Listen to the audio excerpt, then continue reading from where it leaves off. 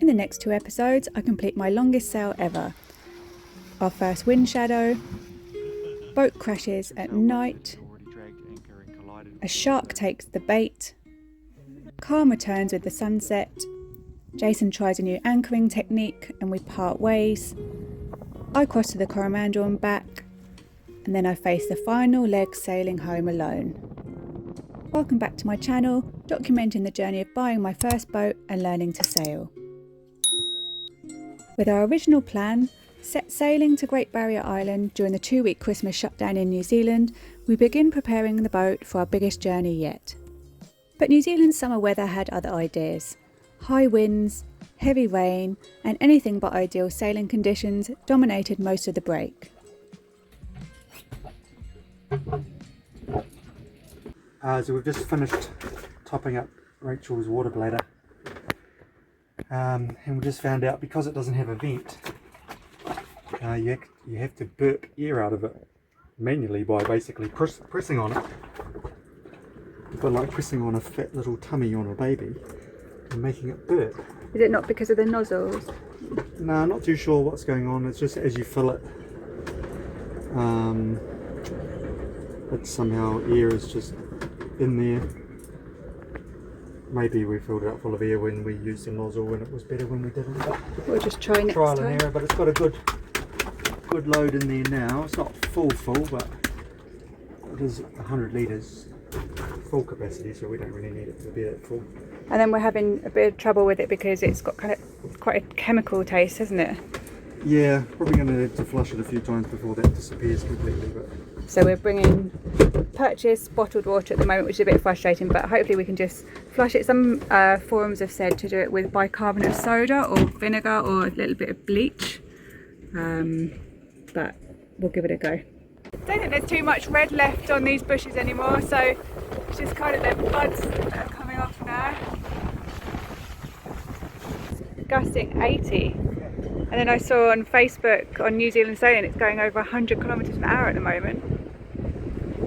We're not having a very good run of weather for the Christmas break. We've also got a lot of sort of stuff falling off the trees as well onto the boat, which is giving brown stains. So what's that stuff that you're putting on there?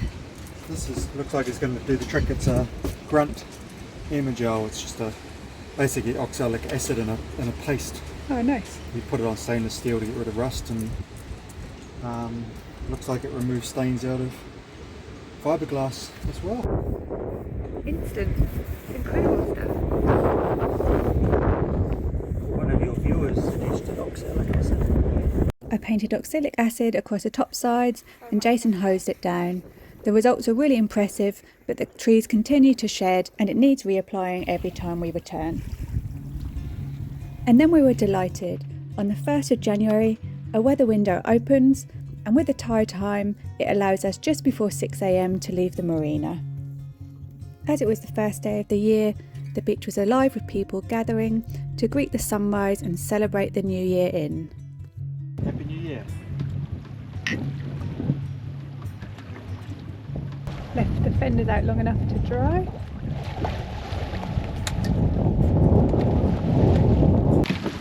It's a magic sponge. No, that's not magic sponge. We've been sailing for just over an hour, I'd say, and we're sailing downwind from Milford Marina, just coming up to North Head and Cheltenham Beach there. Looks like there's quite a lot of rain that hopefully we'll avoid. So we'll move from wing on wing and we will jibe, having both of the sails on this side, and hopefully things will speed up. Sailing downwind, wing on wing without our pole, which is too big to fit in our cars, we had to run the sheets outside the lifelines. For the jibe, I moved them back inside.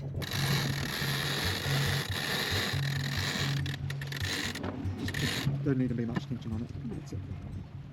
Passing Rangitoto Wharf, where the ferry's going, and then at this point need to be careful once we come close to Izzy Bay. We've got a bigger rock, I don't know how to pronounce it, so I just need to make sure that I stay starboard of that. I'm hanging out the washing. after this morning's early start. Everything was wet, so we dried it all. But Rachel doesn't like the boat looking like a laundry, so I've got a very short amount of time to get things dry and get them put away. Sun, rain, put me back down. I'll dodge it back down too. So Jason's just removing the preventer as we round the bottom of Rangitoto. So now more on beam than downwind. Looking good? Yeah. So I've got the head sail eased out quite a bit as we're reaching. And then the mains out.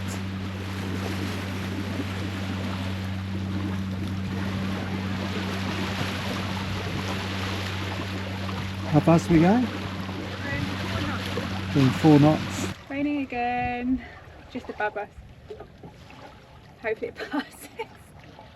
Jason's installing our tiny bait board. High though. It's quite high, yeah. As we round Rangitoto with Motu Tapu up here, I'm anticipating a bit more wind coming from the north.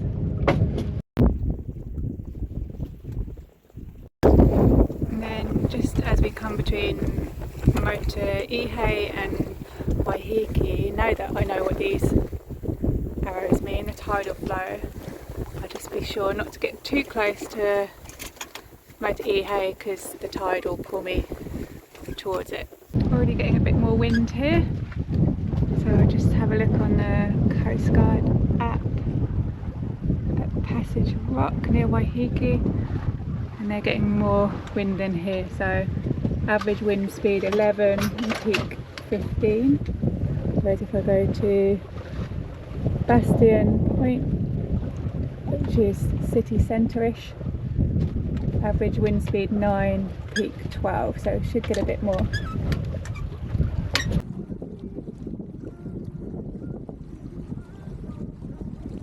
Beautiful Waiheke beaches here.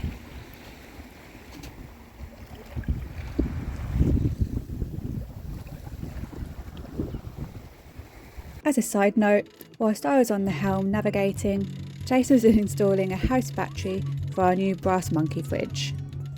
Apparently, claiming you have a stomach of steel and don't need to refrigerate most food just doesn't fly with him. Had a bit of a change of tact. Jason suggested we went the other way around Waiheke, which was a bit less complex. There's a big reef system the other way, I think.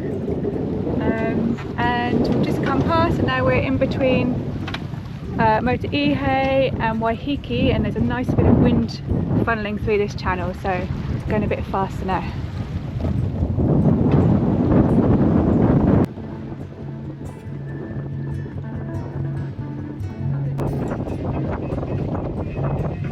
On this trip, we'll be meeting up with our friends on their catamaran and also have parents who also have a catamaran, so it's going to be really fun.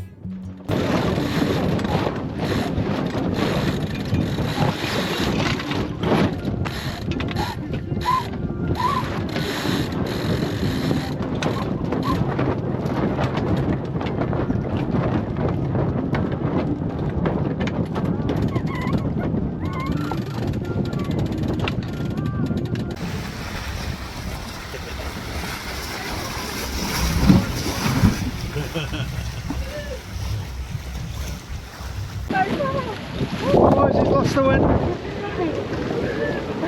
There was a wind shadow.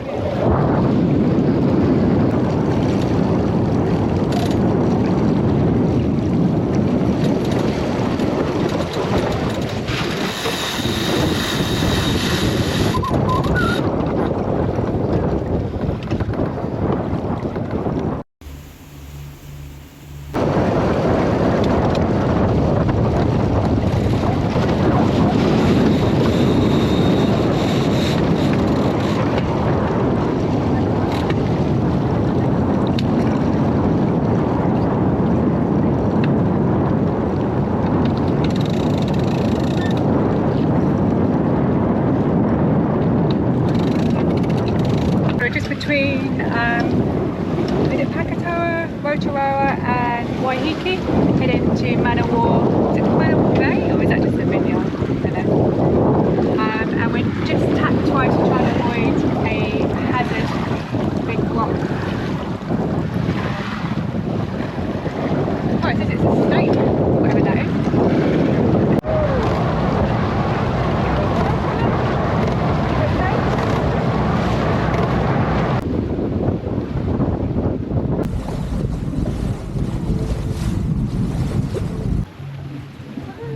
Oh, they're all the way over there.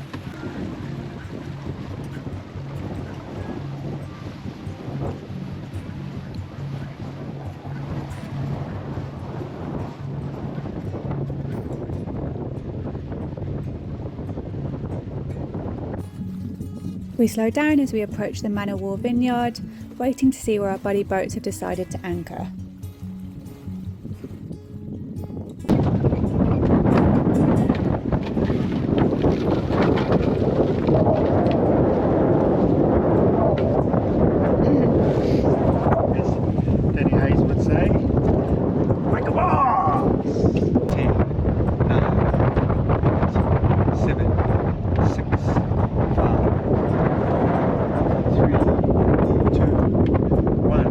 Fire in the hole!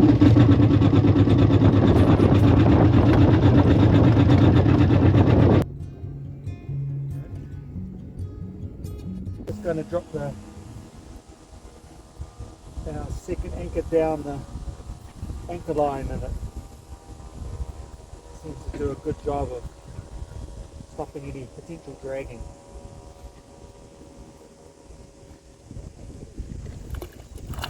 Bye! Just works itself down eventually. So you just did a bowline Just a bowline. and then it just falls down. We'll get off down there eventually.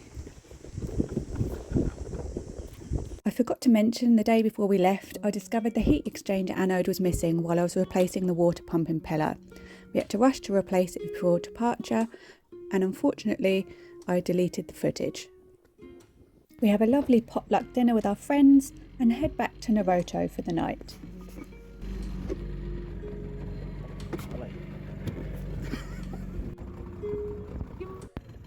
We cleaned it. We've got it so clean.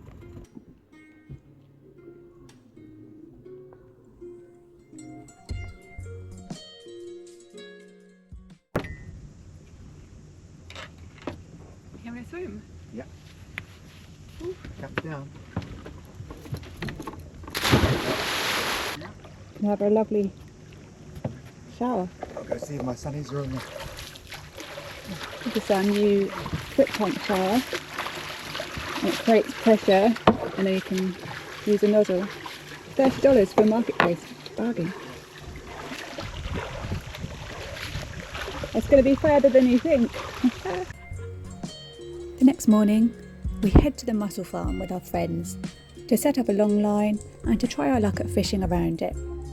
Join us in the next episode where we make poor anchorage decisions, witness nighttime boat collisions in high wind, say goodbye to Jason and sail to the Coromandel, and I solo sail back to Milford. If you enjoyed this episode, please click the like button and consider subscribing to the channel for free.